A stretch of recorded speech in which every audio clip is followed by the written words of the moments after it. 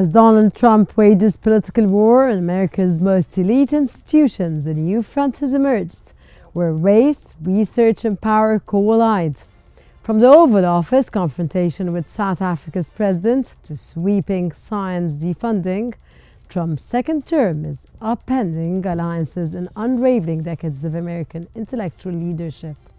Today we bring into focus to two defining showdowns of this presidency: his racially charged foreign policy turn in Africa and his aggressive dismantling of America's scientific infrastructure. I'm Rana Al-Qassas. Let's get into In Focus.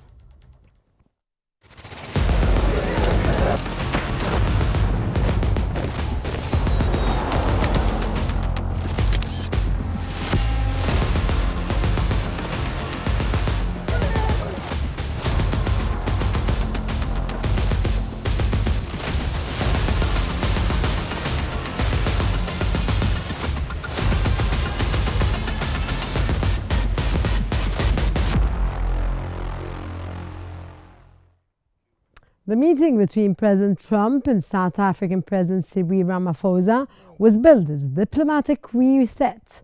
It devolved into a racially charged spectacle. Trump, echoing white nationalist talking points and egged on by Elon Musk, projected unverified footage in the Oval Office claiming to show a white genocide in South Africa. Allegations widely debunked by international organizations and fact-checkers. Ramaphosa rejected the claims, reaffirming South Africa's commitment to reconciliation, but Trump responded by cutting aid and fast-tracking white Afrikaner refugee status. Foreign policy argues Trump's behavior mirrors an ideological worldview, privileging white victimhood narratives while disregarding structural racism and historic oppression. From Musk's influence to Trump's "this is what Elon wanted" remark, the Oval Office became a stage for racial myth-making with international consensus. Experts now warn of a full collapse in U.S.-South African relations and a disturbing precedent for race-based foreign policy.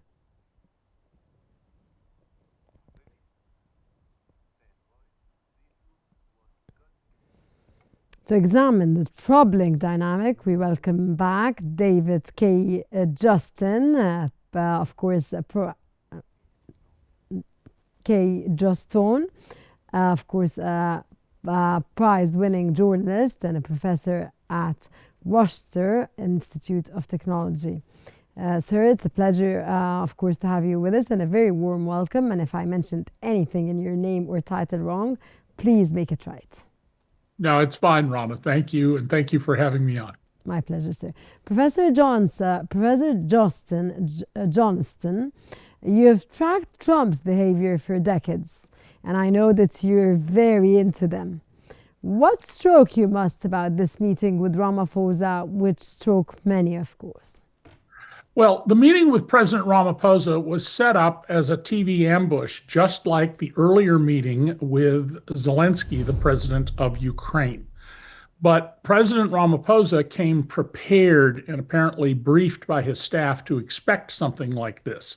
So Donald, who has a long career as a racist, in fact, there have been formal judicial proceedings in which he has been fined for racial discrimination, put up a photo which turns out is owned by the Reuters news agency. He said it was 1,000 graves of white farmers who'd been murdered in South Africa and nothing was done. Well, in fact, they were symbolic grave markers, and they were in the Congo and had nothing to do with what was going on in South Africa. And there are other parts of the video that Trump put up in statements. Sir, before you move on with what you're saying, I just don't want to interrupt you, but I just want to ask you. The difference between Ramaphosa's visit and Zelensky, which I was going to ask you about, of course, Is it that Ramaphosa was more ready, or is it because Ramaphosa is a self restrained person with a very good history, of course, and a very strong country, not underestimating Zelensky, of course. However, he he is a charming, he is also well known as a charming diplomacy and a diplomat, so he had it all in his hands and he was capable of the backlash. Absolutely. Both of these men, Zelensky and Ramaphosa, are highly educated. Zelensky was a very successful stand-up comedian. You have to be very smart in that business. And Ramaphosa, who is deeply educated, had seen, obviously, the Ukrainian ambush by Trump earlier, and he came prepared. So he was able to, in fact, even get in a little dig at Trump that Trump missed, where he said, "I wish I had an airplane to give you." And Exactly. Trump didn't understand that that was a dig at him. Sir, the so called white genocide claim has been widely debunked. Why do you think Trump insists on repeating it, and who benefits politically, sir? And it's been repeated on and on and on, and it doesn't want to stop, especially in the existence of Elon Musk, which I want you, as a very important analyst that understands very well about Trump and, of course, Trump's dealing or policies or dealing with leaders or dealing.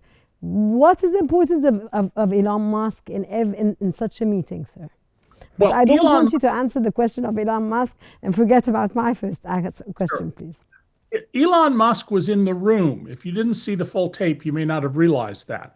And Elon Musk is very much himself a white supremacist. He's, of course, famous for Hitler salutes and comments that show his affinity for hatred of non-white people.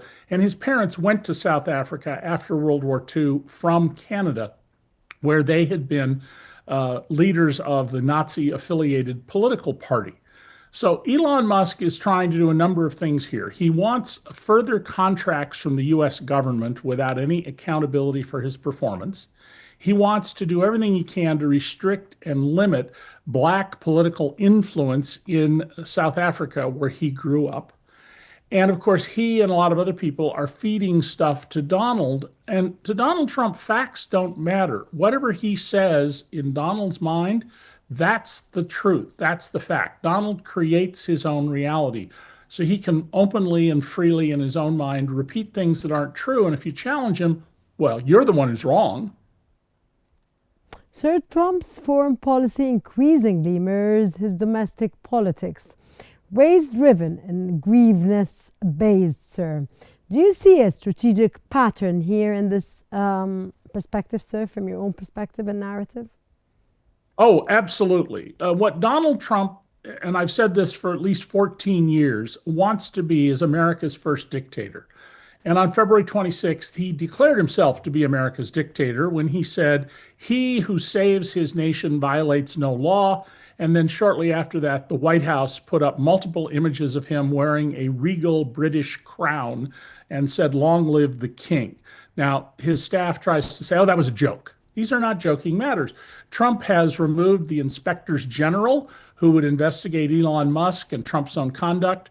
At Harvard University, America's leading educational institution, he wants to remove a quarter of its students because they came from overseas.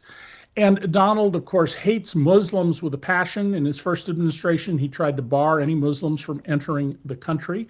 The only Muslims he likes are rich, dictatorial Muslims who will do things like give him $400 million airplanes.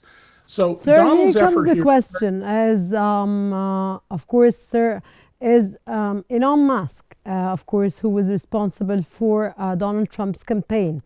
Is the symbolism or the existence of Elon Musk, does this make addition to Donald Trump, as today Elon Musk is one of the people that is or he basically meets leaders of the world like Narendra Modi, the Indian, of course, head of state, and meets him alone with the flags of both countries. Will the Americans, sir, figure out if, from your own perspective and narrative, that at one point they made a mistake when they made this choice, when they chose Donald Trump?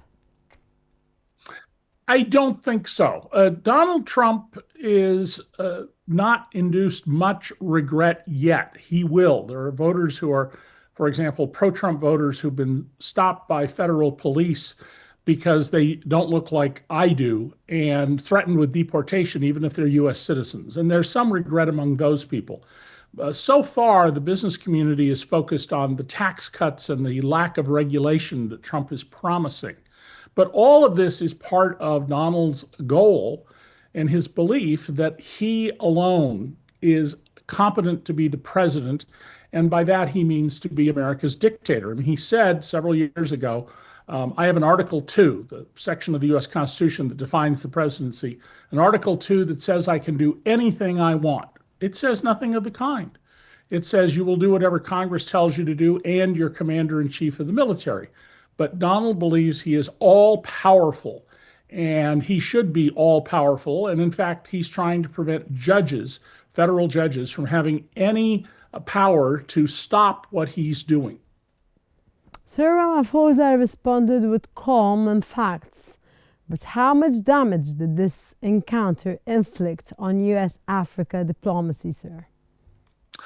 Oh, I think this was very damaging, and I think the leaders of all the countries in Africa are going to look at this and be appalled. I mean, let's remember that Donald characterized African and some other countries in his first term as essentially being outhouses, using vile language of the kind Donald loves to use. Donald doesn't see anyone but himself as a human being. We're all objects to either be used or overcome. And countries that are not Nordic European, Germanic European, Trump is ethnically German European, Donald sees those as beneath the United States. I mean, he's a white supremacist and a misogynist. He always has been. And as I mentioned before, there have been actually formal court proceedings that resulted in him being fined in the past for discriminating against people. There's also a misinformation angle, sir. Can you explain the danger of disinformation being deployed from the White House? Yeah, democracy really very much depends on facts Do and you on read any rational. democracy at this point, sir? And, I'm sorry? Do you read any democracy at this point? Donald is trying very hard to eliminate the American democracy. What he's doing now is consolidating power in an attempt to set up himself as America's first king or emperor. The courts are the only thing standing in his way except for voters, but that's a year and a half away before voters can do anything. And that's only in basically the House of Representatives and the US Senate. But Donald's effort here is very clear, and lies are critical to this. Truth does not help Donald in his goals. He needs to be able to show that other people are unworthy. He needs to call the people who are coming into the country murderers and rapists instead of scientists and theologians and artists. And he needs to attack science. It's absolutely crucial that he attacks science. And unfortunately, in America, half the adults in America read at the level of an 11-year-old child, and almost a quarter of them read at the level of a 7-year-old child. They're largely ignorant. So Donald is playing on that. And what does he say at every rally? We love the poorly educated. That's an insult if you're poorly educated. Donald doesn't know that, nor do the people he's insulting. Trump fast-tracked Sir refugee status for Afrikaners while blocking most other asylum claims or seekers.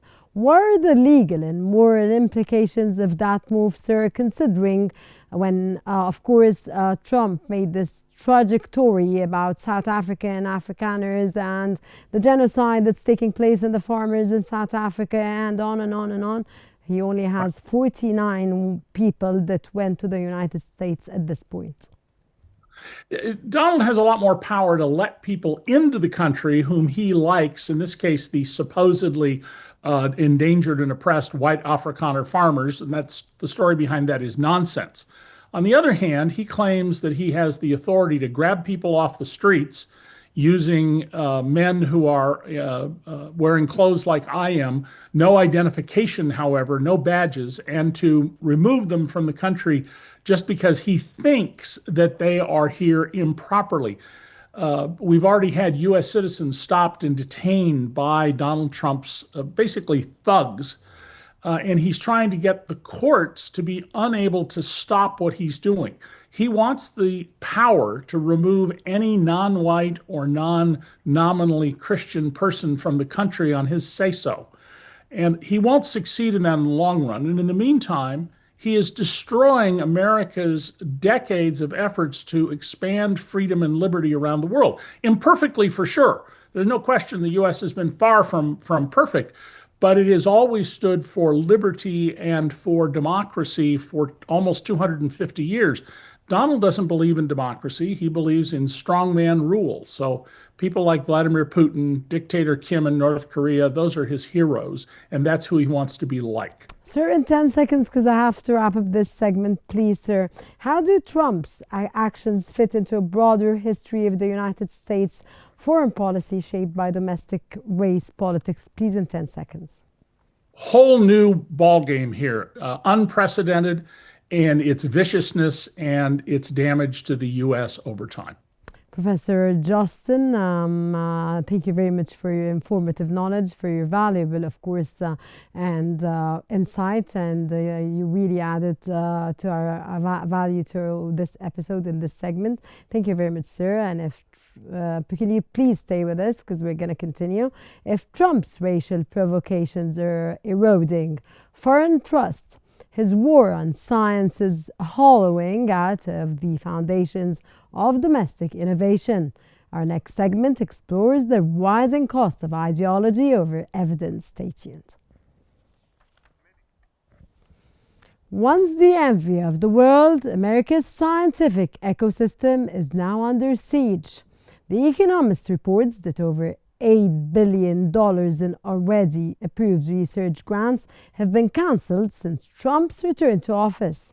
Elite institutions like Harvard, Columbia, and Stanford have had hundreds of grants revoked for reasons tied not to fraud or performance, but to politics, climate science, DEI-related studies, and vaccine research are among the hardest hit. Agencies like the NIH, NSF, and NASA face massive budget slashes, while scientists report supply shortages, lab shutdowns, and an exodus to countries like Germany and Canada. Trump's justification that U.S. science is bloated, wasteful, and infected with woke ideology. Yet experts where the cuts threaten America's competitive edge in quantum computing, space exploration, and pandemic preparedness. Critics argue Trump is replacing peer review with political purity tests, turning science policy into a partisan battlefield.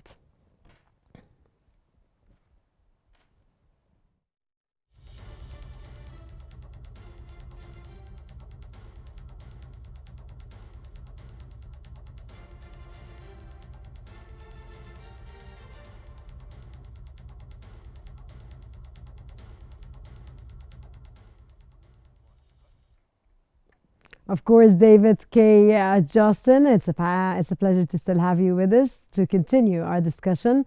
Professor, the scale of the cuts is staggering, of course. Why do you think Trump is targeting science so aggressively in his second term? And I know you mentioned in your first segment, sir, that he is actually targeting science. Well, Donald is an appallingly ignorant man. I've spent many, many hours. Sir, can you say this again? Yes, Donald, whom I've spent hundreds of hours with, is an appallingly ignorant man. He didn't know, for example, as president, why there's a memorial at Pearl Harbor over the Japanese attack in 1941. Donald is all bluster. He's a con artist. He claims to be, one of the world's greatest expert on 22 subjects, one of which I'm a widely known expert in, and he doesn't know anything about my subject, which is taxes and tax policy. So attacking science is part of Donald's effort to instill fear, to block resistance to his dictatorial aims. And let me tell you how important science is to the United States. More than half the growth in the American economy since World War II is directly attributable to taxpayer investments in basic science. So if we had not done for the last almost 80 years what we've been doing, America would have half the income today, half the wealth today that it had. Trump doesn't understand that. Donald has a degree in economics, but he didn't earn it. It was given to him after he failed to show up for class and was a terrible student. In fact, one of his professors called him the dumbest student he had ever taught. One of his professors called him the dumbest student. I beg your pardon? He called him the dumbest student he'd ever had. The dumbest student he ever had. And I assure you, from the many hours I've spent with Donald, even when he owned casinos and I was closely covering them, I knew more about running a casino than he did. It was appalling how much he didn't know. And you'll see when he gets into trouble with something, he changes the subject, he rambles off, he doesn't stick to things because he doesn't know anything. So science is something that has been under attack in America by the right for a long time. All the Republican members of the House Committee on Science do not believe in science. They believe, in religion, that the world was created 6,000 years ago, and that all sorts of other ridiculous beliefs that are promoted by these anti-science Republicans. And it's one of the most disturbing developments in America. This attack on science, it's often called godless science in America. Sir, Trump frames this as a war on woke science. What does this term even mean, and how is it being weaponized, sir? Rana, that is a great question. Thank you, In sir. my mind, woke simply means good manners. It means if you're a Christian, as Donald claims to be, that you love everyone else as you love yourself. But the way it's been developed in the US is that anything that doesn't support white supremacy and Christian nationalism is dangerous to the society. We certainly wouldn't want children, for example, to grow up and know that not everybody is a straight person who loves someone in the opposite sex. My goodness, how could we possibly allow that? And that skin color has an influence on your character, which is a ridiculous notion. Yes, sir, it's ridiculous. Sir, The Economist warns of a U.S. brain drain. Are we seeing top researchers leave? What does this mean for American innovation, sir? This is terrible for American innovation. Terrible? Terrible, absolutely terrible. We're already seeing scientists who are being told, bring your work to us. The Chinese have recruited a few people in biotechnology from the US already. And we've seen 3 prominent political science professors at Yale University move to Toronto, to the University of Toronto. The US is clearly the world leader in science. And many of the foreign students who come here to study and get higher education, doctoral degrees and postdoctoral work, they stay here. And that's been a great boon to the American economy.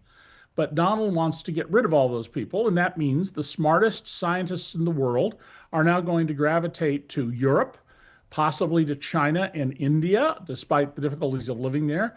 Maybe Chinese and Indian companies will finance them if they live in, say, Australia, which would be much more like the US in terms of living conditions. So Sir, you've written extensively on Trump's distrust of experts. How does this align with his broader attacks on the press, courts, and academia, sir? Well, if you say everyone who actually knows what they're talking about is not to be trusted, and legitimate news organizations like the New York Times are not to be trusted, then you can position yourself as the source of all truth.